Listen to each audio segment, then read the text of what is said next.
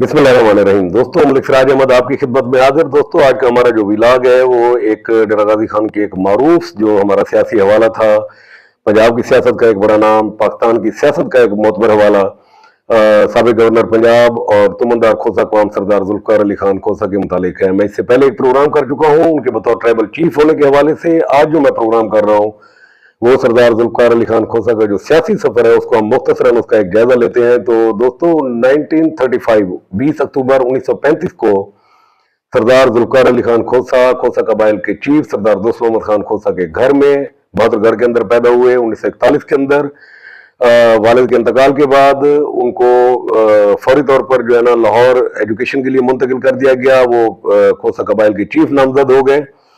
1941 से 1946 तक queen Mary college में उन्होंने एजुकेशन हासिल की और 1946 से लेकर 1954 तक वो एडिसन कॉलेज के अंदर जेर तालीम रहे और उसके बाद 19 साल की उम्र में वो अपनी एजुकेशन कंप्लीट करके वापस डेरा गाजी खान आए और यहाँ पर आकर उन्होंने बतौर 21वें खोसा चीफ के जो है ना वो अपने कबीले की जिम्मेदारियां संभाली।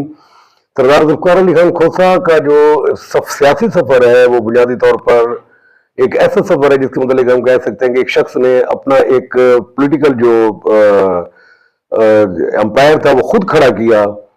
इससे पहले कोई खोसा सरदार किसी असम्बली का हिस्सा नहीं था और सरदार जुल्फकार अली खान खोसा वो अपनी बिरादरी के अंदर वो वाहिद शख्सियत थे जो पहली बार रुकने पार्लियामेंट बने। तो 1962 के अंदर होने वाले जो इलेक्शन थे उसके अंदर सरदार जुल्फकार अली खान खोसा ने सूबाई असम्बली का इलेक्शन लड़ा, कामयाब हुए और वेस्ट पाकिस्तान जो असम्बली थी, प्रोविंशियल असम्बली, उसके अंदर वो सबसे यंगेस्ट जो है ना पार्लियामेंटेरियन के तौर पर सामने आए। ये वो इलेक्शन था 1962 का जिसमें सरदार जुल्फकार अली खान खोसा ने यहाँ पर जो कौमी असम्बली की जो दो नशिस्तें थी इनमें से एक नशिस्त मीर बलखशेर मदारी ने जीती थी, NW60 उसका नंबर था 60, और एक थी NW59। ये आपके लिए हैरान कुन बात होगी कि डीजी खान का मुजफ्फरगढ़ ये सीट थी कि आप यूं समझ लें कि जो डेरा गाजी खान के लोग हैं उनको ये आसानी से समझ में आएगी कि बहादुरगढ़ या यूं समझ लें कि चौक चौरट्टा से हम आगे चलते हैं तो खोसा पूरा ट्राइब से लेकर तौसा व रमक तक और उसके बाद इसकी जो दरिया सिंध की दूसरी तरफ जो मुजफ्फरगढ़ का एरिया है तो ये एक सीट बनती थी। तो उस पर मलिक गुलाम मुस्तफा खर जो है ना यहाँ से MNA मुंतखब हुए थे और उस पर सरदार जुल्फकार अली खान खोसा ने इस हल्के में मलिक मुस्तफा खर को भी सपोर्ट किया था। और वो सपोर्ट करने की वजह उन्होंने मुझे ये बताई थी कि लगारी सरदार जो है सरदार आफ्ताब खान लगारी जो पावर मेंबर भी रहे उनके साथ मलिक मुस्तफा खर के बहुत अच्छे मरासिम थे। तो उन्होंने सरदार जुल्फकार खान से कहा था कि जी आप मेहरबानी करें और मुस्तफा खर को जो है ना सपोर्ट करें बकौल सरदार जुल्फकार अली खान खोसा कि मैं उनको नहीं जानता था उस वक्त तक। तो फिर उनके जरिए इंट्रोडक्शन हुआ था और मैंने उनको सपोर्ट किया था। तो इस तरीके से 1962 के इलेक्शन में सरदार जुल्फकार अली खान खोसा सूबाई असम्बली के मेंबर मुंतखब हुए। उस वक्त एक सरदार रमजान दरिशक वो भी मेंबर सूबाई असम्बली मुंतखब हुए थे। मलिक मुस्तफा खर मुंतखब हुए MNA और मीर बलखशेर मदारी। ये पहला इलेक्शन था। सरदार जुल्फकार खान खोसा वेस्ट पाकिस्तान असम्बली के अंदर सबसे यंगेस्ट जो पार्लियामेंटेरियन थे वो वहां पर पहुंचे। उसके बाद उनके सियासी सफर के अंदर एक ब्रेक आया उस वक्त जब प्रेसिडेंशियल इलेक्शन हो रहे थे और उन इलेक्शन में सदर अयूब के मुकाबले में मोहतरमा फातिमा जिन्ना इलेक्शन लड़ रही थी। तो उस वक्त डेरा गाजी खान से मदारी और खोसा जो सरदार थे इन्होंने मोहतरमा फातिमा जिन्ना को सपोर्ट किया था। और आप हैरान होंगे कि पाकिस्तान के चंद वो इलाके जहां से मोहतरमा फातिमा जिन्ना जीती थी उनमें से डेरा गाजी खान भी शामिल था। ये एजाज सरदार जुल्फकार अली खान खोसा और जो मदारी सरदार थे मीर बलखशेर मदारी सरदार शेरबाज खान मदारी उनको क्रेडिट जाता है कि उन्होंने सपोर्ट की थी उस वक्त।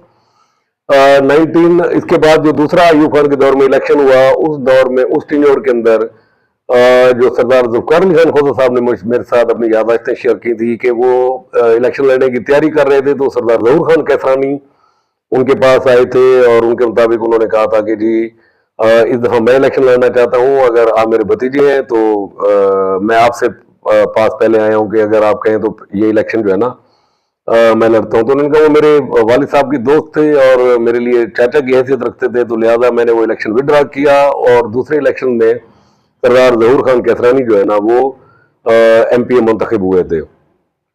1970 के इलेक्शन में सरदार जुल्फकार अली खान खोसा के मुताबिक जो मेरी उनसे बातें हुई थी उसके मुताबिक उन्होंने कहा था कि मैं इंटरेस्टेड नहीं था और उस इलेक्शन में मैंने पार्टिसिपेट नहीं करने का मेरा प्रोग्राम था। तो मेरे चचा जो है सरदार अता मोहम्मद खान खोसा, उनका प्रोग्राम बना और फिर उस पर मैंने उनको जो है ना मुकम्मल उनकी हिमायत की। और फिर 1970 के इलेक्शन में वो डॉक्टर नजीर शहीद का जो है ना वो पैनल बने और उसके बाद वो कामयाब हो गए। 1974 के अंदर सरदार अता मोहम्मद खान खोसा ने अपनी जाती वजूहात की बुनियाद के ऊपर उन्होंने असम्बली से इस्तीफा दे दिया।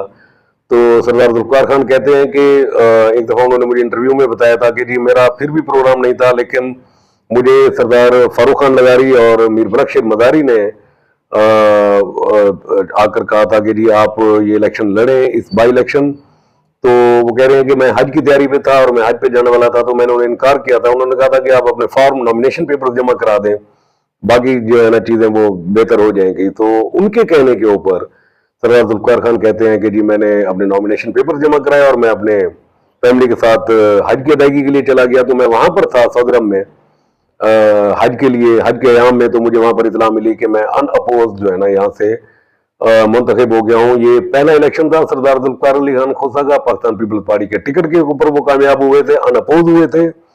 उसके बाद दूसरा इलेक्शन 1977 में सरदार जुल्फकार अली खान खोसा ने बाकायदा पाकिस्तान पीपल्स पार्टी के टिकट के ऊपर इलेक्शन लड़ा और उसमें भी वो कामयाब रहे। तो 62, 74 और 77 ये तीसरा इलेक्शन था। सरदार जुल्फकार अली खान जो है ना वो मेंबर सूबाई असम्बली मुंतखब हुए थे। उसके बाद आप जानते हैं मार्शल आया 1985 के अंदर। पहली बहुत अरसे के बाद जो है ना खोसा और लगारी ट्राइब इकट्ठे हुए और उसमें 1985 में गैर जमाती जो इलेक्शन थे उसके अंदर सरदार जुल्फकार अली खान खोसा विंग बने सरदार मकसूद खान लगारी की, और सरदार मकसूद खान लगारी भी एमएनए मुंतखब हुए थे और सरदार जुल्फकार अली खान खोसा डीजी खान शहर से एमपीए मुंतखब हुए। और उसके बाद सरदार जुल्फकार अली खान खोसा की एक मुसलसल जीत का सफर शुरू हुआ कि तसलसल के साथ उन्होंने 85, 88, 90, 93, 97 वो जो है ना एमपीए बनते आए, इलेक्शन जो है ना वो विन करते आए। पहले पहले उन्होंने आईजीआई के टिकट के ऊपर इलेक्शन लड़े, फिर उसके बाद वो मुस्लिम लीग पीएमएलएन के जो है ना कैंडिडेट रहे, जो मुस्लिम लीग नून थी उसके पैनल के ऊपर वो इलेक्शन लड़ते रहे और जीतते रहे। अनबीटेबल एक सफर था। यूं समझ लें कि सरदार जुल्फकार खान खोसा ने 1962 में जो अपना पहला इलेक्शन लड़ा था 1962 में, वहां से लेकर 97 के इलेक्शन तक सरदार जुल्फकार अली खान खोसा नाकाबिले शिकस्त रहे। उसके बाद उनको गवर्नर पंजाब जो है ना बनाया गया। अभी वो गवर्नर पंजाब बने उनको कोई 1-1.5 माह ही हुआ था, तो इस दौरान मुशर्रफ का कू हो गया। 2002 का इलेक्शन सरदार जुल्फकार अली खान खोसा ने नहीं लड़ा। 2008 के इलेक्शन में सरदार जुल्फकार अली खान खोसा जो जनरल इलेक्शन था उसमें तो उन्होंने हिस्सा नहीं लिया, लेकिन सरदार सैफुद्दीन खान खोसा उनके साहबजादे की जो छोड़ी हुई एक सूबाई नशीद थी उसके ऊपर उन्होंने इलेक्शन लड़ा, वो कामयाब हुए।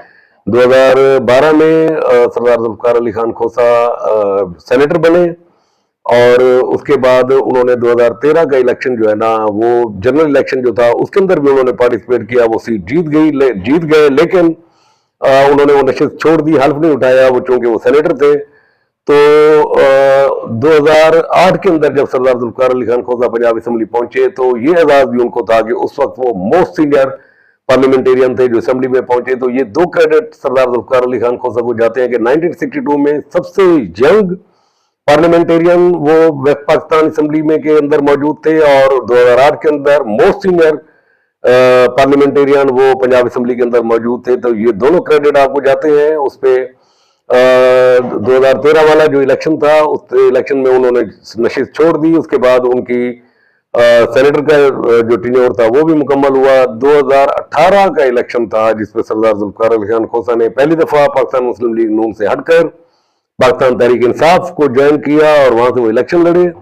उनका पहला जो नतीजा था उसमें था कि वो कामयाब हुए थे, लेकिन दोबारा रिकाउंटिंग हुई तो वो निश्चित हार गए। ये सरदार जुल्फकार अली खान खोसा के 1962 से लेकर 2018 तक के एक सियासी सफर के अंदर ये पहली शिकस्त थी जो उनको आई। और उसके बाद 2024 वाला जनरल इलेक्शन भी सरदार जुल्फकार खान खोसा जो है ना वो हार गए। तो मजबूरी तौर पर सरदार जुल्फकार अली खान खोसा ने अपने कैरियर के अंदर कमोबेश 10 इलेक्शन जीते हैं और आखिरी दो इलेक्शन थे वो वहां पर लूज कर गए।